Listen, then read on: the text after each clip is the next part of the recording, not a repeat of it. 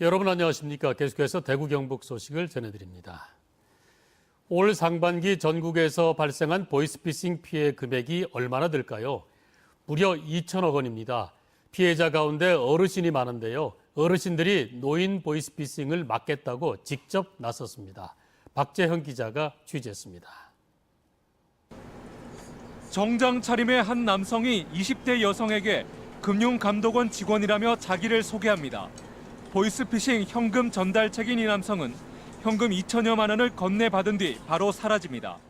피해 여성은 개인정보가 유출돼 예금에 문제가 없는지 확인해야 한다는 말에 감쪽같이 속았습니다. 여기는 서울중앙지검이고요. 네, 첨단 범죄 수사 1팀, 이제 더 이상의 불법 자금이 피요금되지 못하도록 지급 정지가 되었다고 알고 계시면 되겠습니다. 이해되시나요? 네. 보다 못한 어르신들이 연극으로 피해 알리기에 나섰습니다. 68세 이상의 은퇴 노인들로 구성된 지역 봉사단체가 복지관, 노인정 등에서 보이스피싱 피해 발생 과정을 알리는 창작 연극을 무대에 올리고 있습니다.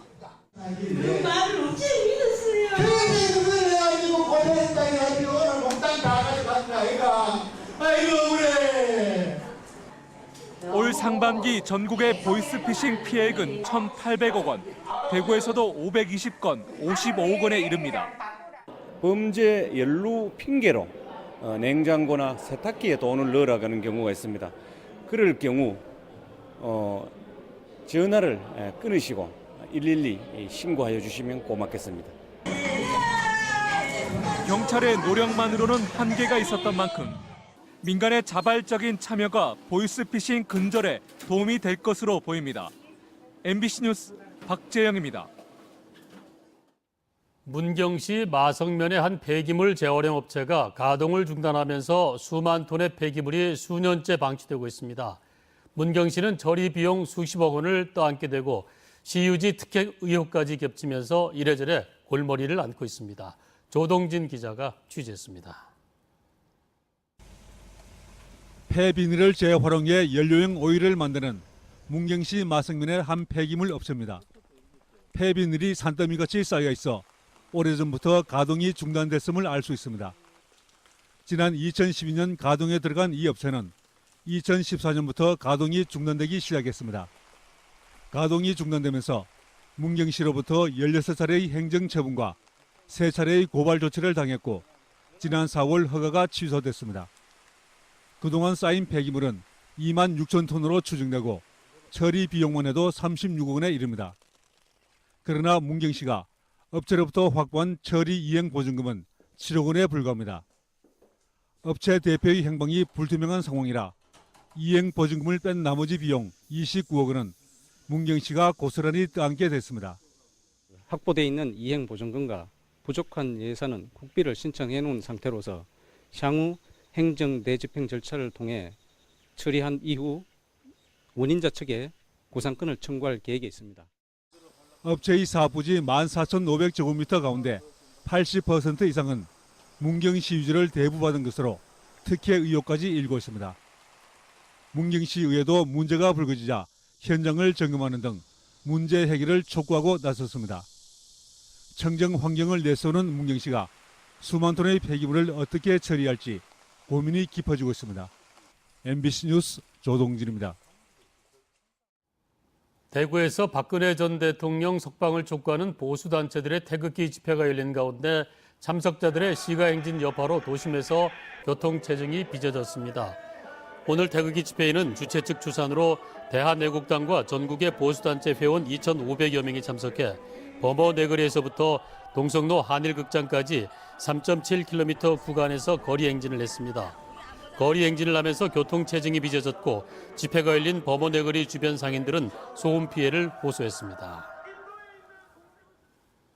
대구검찰이 어제 DGB 캐피탈 서울 본사를 압수수색하면서 모회사인 DGB 금융지주가 파장을 예의주시하고 있습니다.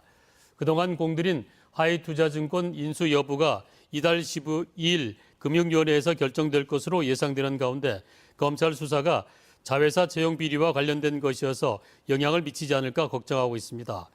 하지만 한편에서는 채용 비리와 비자금 조성으로 몸살을 앓고 나서 인적 쇄신과 조직 개편을 단행하는 등 지배구조 안정에 심혈을 기울인 만큼 큰 지장이 없을 것이라는 반응도 있습니다. 지난 7월 25일 총파업에 돌입했던 대구 가톨릭대 병원 노조가 오늘 병원 측과 협상을 타결해 다음 주 월요일 업무에 복귀합니다. 노사는 기본급 5.5% 인상에 모든 직종에 6만 원 정액 인상, 주 5일 근무제 전면 도입과 시차 근무 폐지, 불법 파견 간호조무사 79명 정규직 전환 등 130개 조항에 잠정 합의했습니다. 특히 부서장 갑질 문제는 올해 말까지 노사 합동으로 전수조사를 하고 해마다 보직자 상향 평가를 하기로 합의했습니다. 내일 오전 8시부터 방송되는 대구 MBC TV토론 시사톡톡은 대구의 경북 지역에서 민주당 후보로 유일하게 자치단체장에 당선된 장세용 구미시장을 초청해 공업도시 구미의 미래 발전 전략을 토론합니다. 장세용 구미시장은 지역 경제를 회생시키기 위해서는 대기업을 유치할 수 있는 여건이 마련돼야 되고 시민의 삶을 풍요롭게 할 수 있는 문화인프라를 만드는 방식으로 도시 재생을 추진해야 한다고 강조합니다.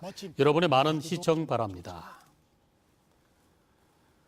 대구 성서경찰서는 대구시 달서구에 있는 한 어린이집에서 보육교사가 3살짜리 아동을 학대한 것으로 의심된다는 신고가 접수돼 수사에 착수했습니다. 경찰은 어린이집 CCTV를 확보해 학대가 있었는지를 확인하는 한편 원장과 보육교사를 조사할 예정입니다. 이번 사건은 해당 아동의 부모가 인터넷 커뮤니티에 어린이집에 다니는 딸이 몸에 멍이 드는 등 심리적, 신체적 학대 피해가 의심된다는 글을 올리면서 알려졌습니다. 검찰이 국정원으로부터 특수활동비를 받은 혐의로 기소한 자유한국당 김재원 의원에게 당선 무효에 해당하는 징역 5년과 벌금 10억 원, 추징금 2억 5천만 원을 구형했습니다. 현역 국회의원이 형사사건에서 금고형 이상이 확정되면 의원직을 잃게 됩니다. 김 의원은 2016년 4.13 총선을 앞두고 청와대가 실시한 불법 여론조사에 필요한 5억 원을 국정원으로부터 받은 혐의로 기소됐는데 김 의원은 관련 혐의를 부인하고 있습니다. 대구지법 형사항소 4부 서영애 부장판사는 공무원을 통해 대구 시립묘지 관리업체에 압력을 넣어 묘를 불법으로 이장한 혐의로 기소된 전 대구시 의원 A씨에게 1심과 같은 징역 6개월에 집행유예 2년을 선고했습니다. A씨와 함께 기소된 전 대구시 의원 B씨와 대구시 간부공무원 C씨에게도 1심과 같은 벌금 500만 원과 400만 원을 각각 선고했습니다. 이들은 2013년부터 추가 매장을 할 수 없는 대구 시립묘지에 압력을 행사해 2015년 추가 매장을 한 혐의로 기소됐고 불법으로 조성한 묘는 문제가 불거진 뒤 원상 복구됐습니다.